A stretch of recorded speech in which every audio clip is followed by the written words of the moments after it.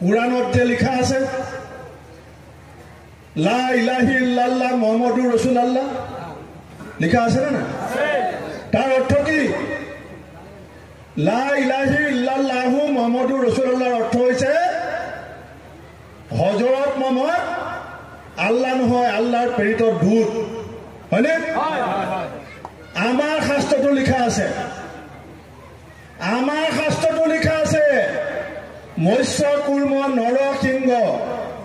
ব্ৰাহ্মণ পৰশুৰাম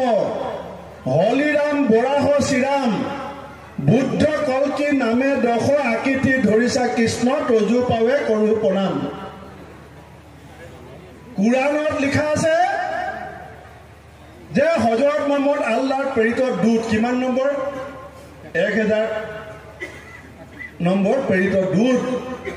আমাৰ শাস্ত্ৰটো লিখা আছে যে যেতিয়া যদা যদা হি ধৰ্মস্য গ্লানি ভৱতি ভাৰত যেতিয়া আমাৰ দেশৰ অধৰ্মৰ ৰাজ হয় তেতিয়া ভগৱান নিজে আহি পেলাই আমাৰ মাজত সৃষ্টি হয় কুৰাণ আপোনালোকৰ শাস্ত্ৰখনৰ নাম আৰু আমাৰ শাস্ত্ৰখনৰ নাম হৈছে কুৰাণ অকল এটা আখৰৰ পাৰ্থক্য কুৰাণত ক হুঁচৰকাৰে কু আৰু পুৰাণত পদ হুঁচৰকাৰে উ আছে না নাই আমাৰ শংকৰদেৱে লিখিছে কীৰ্তনত কি লিখিছে শংকৰদেৱে কীৰ্তনত কিৰাত কছাৰী খাচী গাৰু মিৰি জবন কংক গোৱাল জবন মানে মুছলমান শংকৰদেৱে লিখি থৈ গৈছে কিৰাত কছাৰী খাচী গাৰু মিৰি জবন কংক গোৱাল অসম মুলুক ৰজত তুৰুক উবাচ মেলচ চণ্ডাল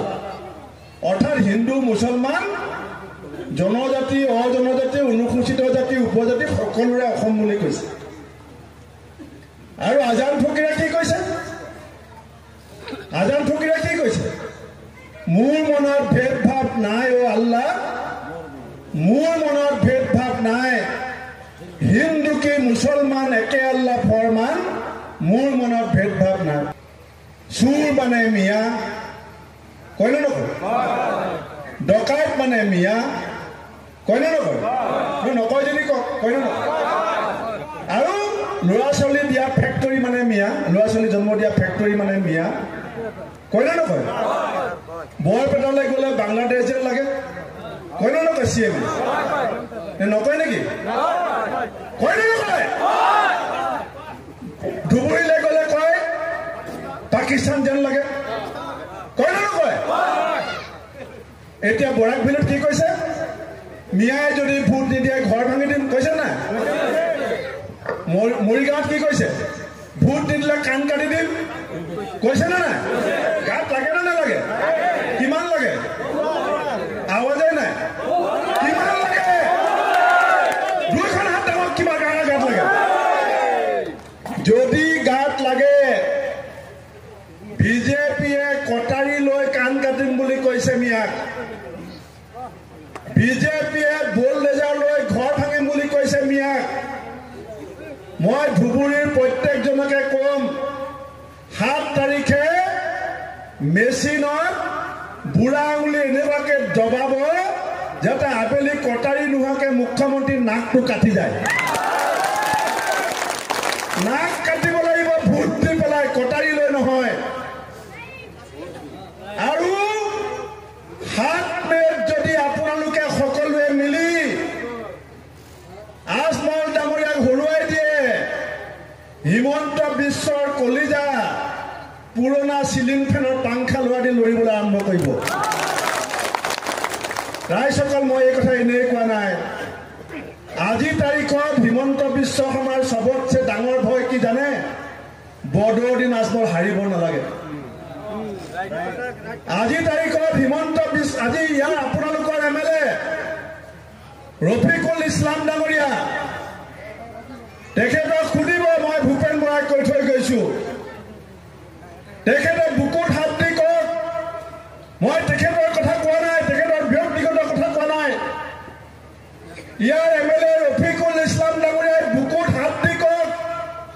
যে AIDF দলে বিজেপিক ৰাজ্যসভা আৰু ৰাষ্ট্ৰপতিত ভোট দিয়া নাই বুলি মই তেখেতে দিছে বুলি কোৱা নাই কিন্তু তেখেতক ক'ব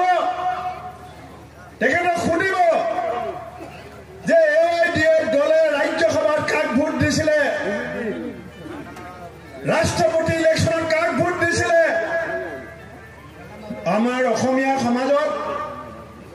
আমাৰ অসমত সংস্কৃতিবান মানুহ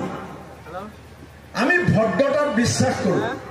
অসমৰ হৈ যোৱা 10খন আসনত কিমান ভাল হৈছে আপোনালোকে জানে সেইটো আপোনালোকো বহুত এক্সপাৰ্ট মই ক'বলগীয়া নাই কিন্তু যি 4খন লোকসভাত তৃতীয় পৰ্যায়ৰ নিৰ্বাচন হ'ব ইয়াত ইতিমধ্যে গোটেই ভাৰতবৰ্ষৰ যিটো ফলাফল সাউথ ইণ্ডিয়াত বিজেপি সাফ হৈ গ'ল নৰ্থ ইণ্ডিয়াত বিজেপি হাফ অৰুণাচলত নবাম টুকি ডাঙৰীয়া আহিছে তেখেত জিকিব আজি ধুবুৰীত এতিয়া ৰাতি 8টা বজালৈকে ধুবুৰীৰ মানুহে কংগ্ৰেছ দলৰ সভাত উপস্থিত থাকি আমাৰ দলৰ প্ৰাৰ্থী ৰকিবুল হুছেইন ডাঙৰীয়াৰ প্ৰতি যি অভূতপূৰ্ব জনসমৰ্থন আগবঢ়াইছে এই কথা নিশ্চিত যে অসমৰ মানুহে উজনি নামনি